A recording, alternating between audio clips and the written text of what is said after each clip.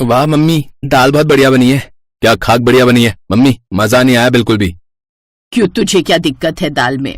अरे रोज रोज वही दाल सब्जी, कभी कुछ नया क्यों नहीं बनाती हो आप? अरे भैया अच्छा तो है, कितना टेस्टी खाना है। ऐसा है तो चुप हो जा, समझा? आरव चुप हो जा। हाँ बेटा, तू बोल क्या खाना चाहता है? कुछ भी बनाओ ना अच्छा सा, पर ये दाल चावल कुछ दिन दूरी रखो मुझसे। और इसका क्या है, इसे तो घास फूस भी दे दोगे तो ये आराम से खा लेगा और बाद में कहेगा मम्मी वाह क्या घास बनाई थी आपने, और ये भूसा भी बहुत ही टेस्टी है। आर्यन ने अपने छोटे भाई आरव का मजाक उड़ाया तो बेचारे आरव को छोड़कर बाकी सब लोग हंसने लगे। आरव के साथ ये व्यवहार इसलिए था क्योंकि वो आरती और दिनेश का सगा बेटा नहीं था। दिनेश के छोटे भाई और उसकी पत्नी की मौत के बाद आरव की जिम्मेदारी अब आरती और दिनेश पर ही आ गई थी, जिसे वो बेमन से निभा रहे थे। फिर उसी शाम, मम्मी क्या कर रहे हो? रात के खाने की तैयारी कर रही हूँ। मम्मी कोई काम है तो मुझे बताओ ना, मैं आपकी मदद कर देता हूँ। अच्छा तो फिर एक काम कर, ये आलू प्याज छीलकर काट दे बारीक बारीक। बस इतना सा काम अभी कर देता हूँ। आरव अक्सर आरती की रसोई और घर के बाकी कामों में मदद करता था। फिर थोड़ी देर बाद उसने कहा, मम्मी एक बात कहूँ? हाँ बोल। भैया की जॉब भी लग गई है, अच्छा कमा भी रहे हैं, तो भैया की शादी करा दो अब। क्यों, तुझे बड़ी जल्दी है आर्यन की शादी कराने की? नहीं नहीं, मुझे कोई जल्दी नहीं है। मैं तो इसलिए कह रहा था कि घर में बहू आ जाएगी तो आपका मन भी लग जाएगा और काम भी हल्का हो जाएगा। हाँ हाँ देखते हैं। आरती ने आरव की बात को इग्नोर करते हुए कहा, लेकिन ये बात आर्यन ने सुन ली और वो झट से बोला, अबे अगर तुझे कोई लड़की पसंद है तो सीधा मम्मी को बोलना। तू मेरी शादी के पीछे क्यों पड़ा बे? अरे नहीं भैया, ऐसी कोई बात नहीं है। अच्छा वैसे ये होगा भी कैसे? अपनी शक्ल देखिए, कौन लड़की शादी करेगी तुझसे? आर्यन और आरती हंसने लगी और बेचारा आरव मुंह लटकाए वहां से चला गया। फिर उसके जाने के बाद, वैसे आर्यन वो ठीक ही कह रहा था, तेरी शादी करा देते हैं अब। क्या माँ, कहाँ उसके चक्कर में पड़ गई हो? अरे भाई क्या बातें चल रही है माँ बेटे में? देखो ना पापा, ये आरव माँ के कान भर रहा था, कह रहा था कि आर्यन भैया की शादी करा दो। हाँ तो ठीक ही तो कह रहा है, तेरे बाद ही तो उसकी शादी होगी और तुझे तो किसी भी उम्र में एक से एक सुंदर लड़की मिल जाएगी। पर उसकी शक्ल देखिए, 3-4 साल और गुजर गए तो पता नहीं बेचारे को लड़की मिले कि ना मिले। दिनेश, आरती और आर्यन तीनों मिलकर बेचारे आरव का मजाक बनाने लगे। आरव उन तीनों की बात सुनकर दुखी हो गया। फिर अगले दिन, माँ मैं सोच रहा था कि अगर मैं शादी कर लूं तो आपकी बहू कैसी होनी चाहिए? अरे कैसी भी हो, रानी बनाकर रखेंगे हम उसे। अरे वो जो मर्जी करे, घूमे फिरे, ऐश करे, बस तुझे खुश रखे, और क्या चाहिए हमें? ठीक बात तो है, तुम इकलौते बेटे हो हमारे। क्यों इकलौता क्यों? वो आरव भी तो है ना। उस दिन आरव ने फिर से ये बात सुन ली और उसे एक बार फिर एहसास हुआ कि वो चाहे उन तीनों को कितना भी अपना माने, लेकिन वो तीनों मजबूरी में ही उसे अपने साथ रखे हुए थे। इसी तरह कई महीने बीत गए और फिर अनन्या आर्यन की पत्नी बनकर घर आ गई। फिर शादी के कुछ दिन बाद, बेटी अनन्या आज तेरी पहली रसोई है, बता क्या बनाएगी? अब जो कह दे मम्मी जी, मैं तो ऐसा खाना बनाती हूँ कि खाने वाला उंगलियां ही चाटता रह जाए। हाँ अरे वाह, चलो फिर ठीक है, तुम अपनी मर्जी से कुछ भी बना लो। जाइए आप आराम से टीवी देखिए, मैं झट से कुछ टेस्टी सा बना कर लाती हूँ। आरती बहुत खुश हुई और उसने बड़े प्यार से अनन्या के सिर पर हाथ रखा और थोड़ी देर बाद डाइनिंग टेबल पर ढेर सारी कटोरियां, कांटे, चम्मच और हर आदमी के लिए 3-4 प्लेटें रखी हुई थी। ये देखकर दिनेश ने आरती से पूछा, अरे बाप रे, ऐसा क्या बन रहा है? अरे अनन्या की पहली रसोई है, पता नहीं क्या क्या बनाएगी, उसकी मदद कर रही हूँ। पहले बेचारी खाना बनाएगी, फिर बर्तन लगाएगी, इसीलिए मैंने ही बर्तन लगा दिए। हाँ ये अच्छा किया तुमने। आरव तो एक काम कर। जी पापा जी। तू ना सबके लिए सूप की कटोरियां भी रख दे और गहरे वाली चम्मच भी। बड़े घर से आई है, वहाँ खाने से पहले सूप पीने का रिवाज जरूर होगा। हाँ पापा सही कहा, मैं अभी रखता हूँ। थोड़ी देर बाद सभी लोग डाइनिंग टेबल पर आकर बैठ गए। अब वो बेसब्री से खाने का इंतजार कर रहे थे। तभी रसोई से अनन्या बाहर निकल कर आई। उसके हाथ में एक बड़ा सा बर्तन था। लीजिए, मेरी स्पेशल डिश आ गई है। पर मम्मी जी, ये इतने सारे बर्तन किस लिए? वो अभी तुम और खाना लाओगी ना, तो इसीलिए मैंने ये सब लगा दिया। और खाना? अरे नहीं नहीं मम्मी जी, यही है जो है। आरव, इन सब बर्तनों को साइड कर दो जरा। जी भाभी, अभी करता हूँ। अब हर किसी की नजर उस बर्तन पर थी जो अनन्या अपने साथ लेकर आई थी। उसने बर्तन खोला तो उसमें ढेर सारी मैगी थी। है मैगी? तुमने बस ये बनाया बहू? अरे मम्मी जी, यही तो है मेरी special dish, Maggi with special veggies. Maggi? अरे वो तो ठीक है, पर खाना? अरे इतनी सारी मैगी है तो सही, देखना कितनी टेस्टी लगेगी खाने में। आप सब उंगलियां चाटते रह जाओगे। वो तो ठीक है बेटा, पर ये तो कांटे से खानी होंगी ना, फिर सूखी उंगलियां कैसे चाटेंगे? कोई बात नहीं पापा जी, आप चम्मच चाट लेना। अनन्या जोर जोर से हंसने लगी। उधर घर के लोग एक दूसरे का मुंह देखने लगे। आर्यन समझ गया था कि उसके साथ सबसे बड़ा मजाक हो गया है। सुंदर पत्नी के नाम पर उसने एक ऐसा महंगा प्रोडक्ट ऑर्डर कर दिया था जिसकी रिप्लेसमेंट भी नहीं थी। और फिर रात में ये बड़ा अजीब सा मामला हो गया जी। हाँ वो तो है। खैर अब तो शादी हो गई, सिखाओ उसे खाना बनाना। अरे क्या क्या सपने संजोए थे कि बहू आएगी तो बढ़िया बढ़िया भरवा बैंगन खिलाएगी, शाही पनीर खिलाएगी, पर ना जी, यहाँ तो पहली रसोई में मैडम ने मैगी खिला दी। ना ना ऐसा मत कहो आरती, मैगी नहीं थी वो थी special Maggi with special veggies. Aarti जिस लड़की को अपनी बहू बनाकर लाई थी उसे अच्छा खाना बनाना तो दूर, रोज का सादा खाना बनाना ही नहीं आता था। अगले ही दिन से आरती अनन्या को धीरे धीरे खाना बनाना सिखाने लगी, लेकिन अनन्या का खाना बनाने में कहाँ मन लगता था। ऐसे ही कई साल बीत गए और फिर एक दिन, वो सब तो ठीक है पर उसे खाना बनाना तो आता है ना? हाँ माँ, वो बहुत अच्छा खाना बनाती है और आपको जैसी बहू चाहिए वो बिल्कुल वैसी ही है। लो भाई, क्या जमाना आ गया है। बड़े वाले ने भी अपनी मर्जी से शादी करी और ये आरव भी अपनी पत्नी खुद ही चुनकर ला रहा है। हमारी तो कोई जरूरत ही नहीं रही अब। अरे ठीक है ना बाबा जी, क्या फर्क पड़ता है, आपको कौन सा दहेज देना है? देना नहीं है पर लेना तो है, लेकिन ये भाई साहब ऐसी लड़की पसंद करके आए हैं जो पहले से ही गरीब है। अरे अनन्या को देखो, क्या नहीं लाई थी वो अपने साथ, कार, एसी है, अरे सब कुछ दिया था उसके पापा ने। खैर भैया, जिसकी जैसी किस्मत। और फिर आरव की शादी हो गई और घर में आराध्या छोटी बहू बनकर आ गई।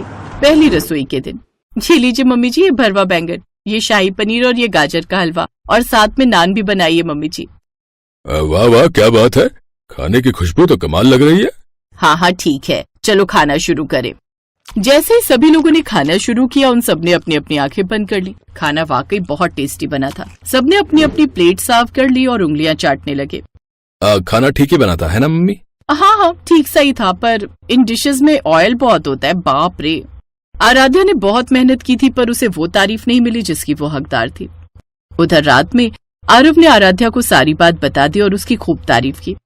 अब पता चला कि तुम्हारे इतने अच्छे खाने को क्यों तारीफ नहीं मिली। हाँ समझ गई, लेकिन कोई बात नहीं, मुझे तो तुम्ही से शादी करनी थी, बस अब और कुछ नहीं चाहिए मुझे।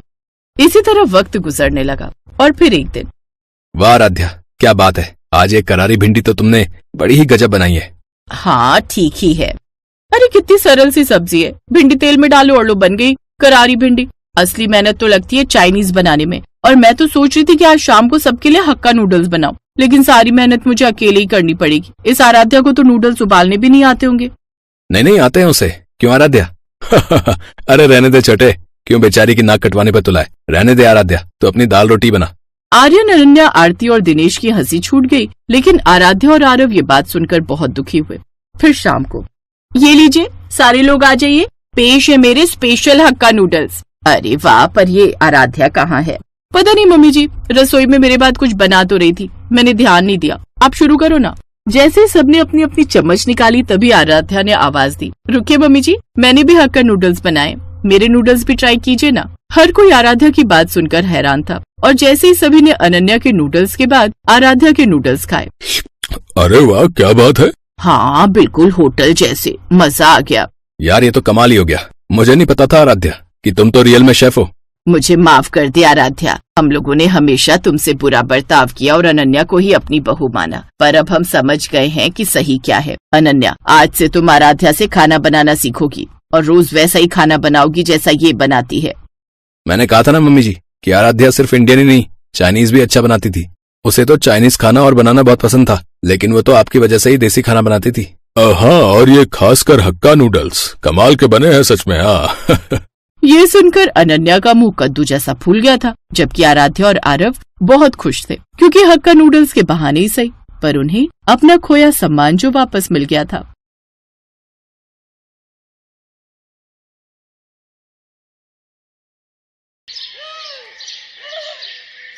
रूपनगर में सीमा अपने बड़े लेकिन गरीब ससुराल में रहती थी। उसके ससुराल में उसके सास ससुर, पति और 4 साल की बेटी रूही थी। सीमा का पति अशोक एक फैक्ट्री में गार्ड का काम करता था। एक रात काम पर जाते वक्त उसका एक्सीडेंट हुआ और उसके दोनों पैरों में गहरी चोट लग गई और कुछ महीने के लिए डॉक्टर ने उसे बेड रेस्ट के लिए बोल दिया था।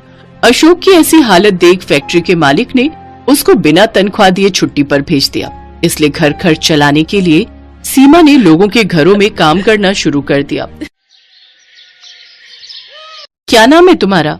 जी सीमा। देखो सीमा, घर की साफ सफाई, झाड़ू पोछा, बर्तन, कपड़े, ये सब काम तुम्हें करने होंगे और इसके बदले में मैं तुम्हें 3,000 दूंगी, ठीक है? जी मालकिन, मैं कल से आ जाऊंगी। अगले दिन से सीमा काम पर चली गई। सीमा, घर की साफ सफाई हो गई हो तो फिर जरा किचन भी अच्छे से साफ कर देना, और हाँ, जब जाएगी तो एक बार मुझे फुट मसाज दे देना। उफ, कल शॉपिंग करके आई हूं ना तो पैर बहुत दुख रहे हैं।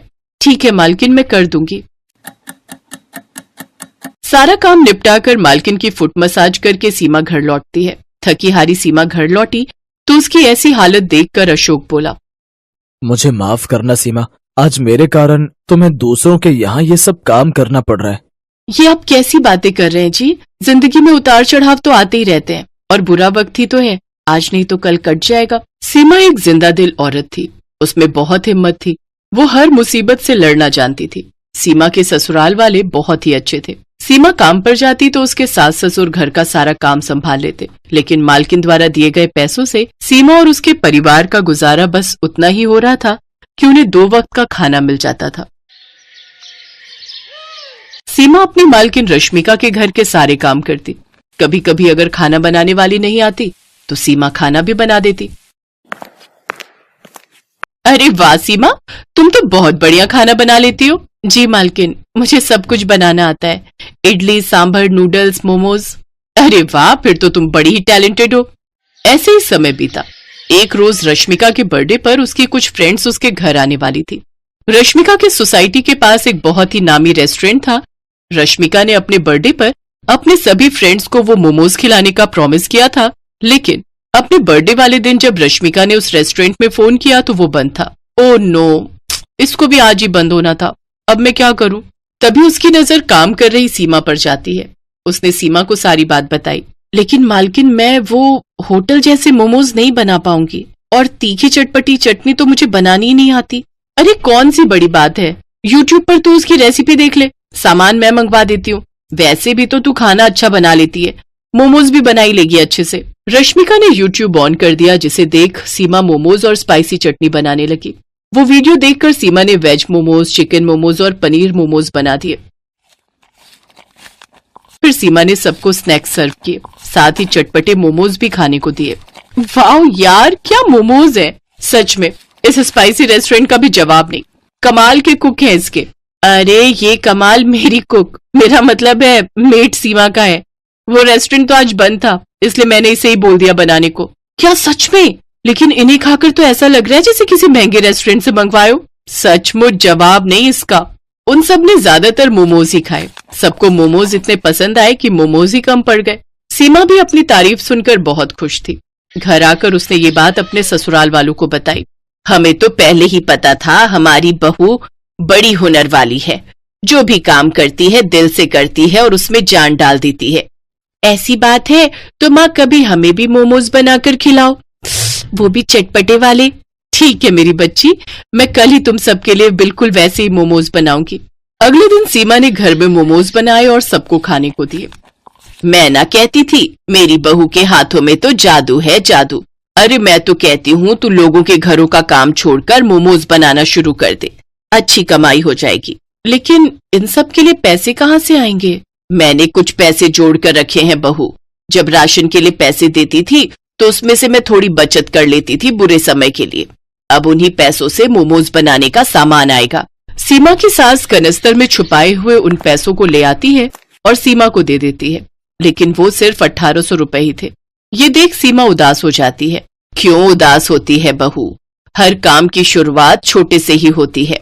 आप ठीक कह रही हैं माँ जी, अब मैं इसी से अपना काम शुरू करूंगी।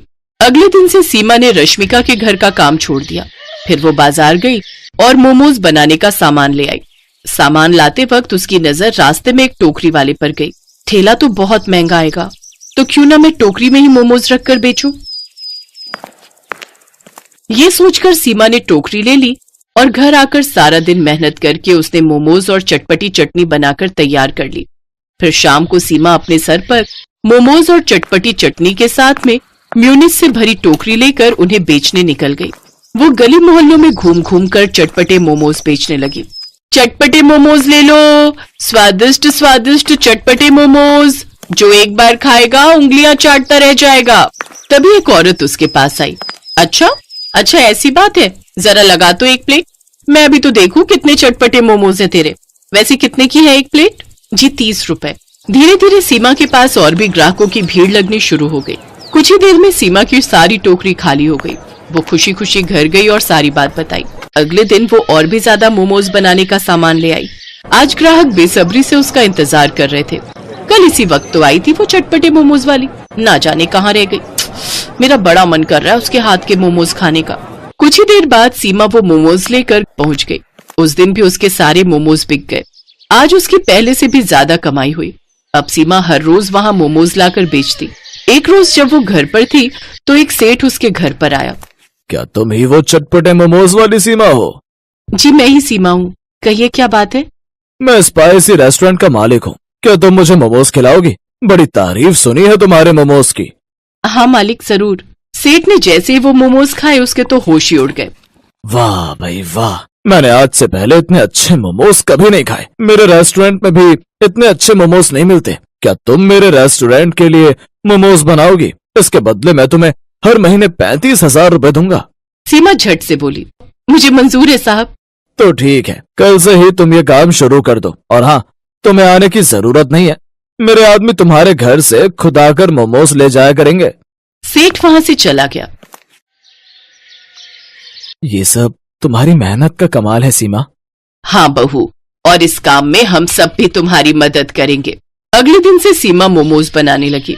होटल से कुछ आदमी उसके घर से चटपटे मोमोज ले जाते और उसे रेस्टोरेंट में बेच देते। अब अशोक भी पूरी तरह ठीक हो गया और वो भी सीमा की इस काम में मदद करने लगा। धीरे धीरे सीमा ने अच्छे खासे पैसे जोड़ लिए। इस काम से उसकी आमदनी और ज्यादा बढ़ गई। अब तो उसके पास ग्राहक और ज्यादा बढ़ गए। वो पूरे शहर में चटपटे मोमोज वाली के नाम से मशहूर हो गई। अब उसकी और उसके परिवार की गरीबी भी दूर हो गई।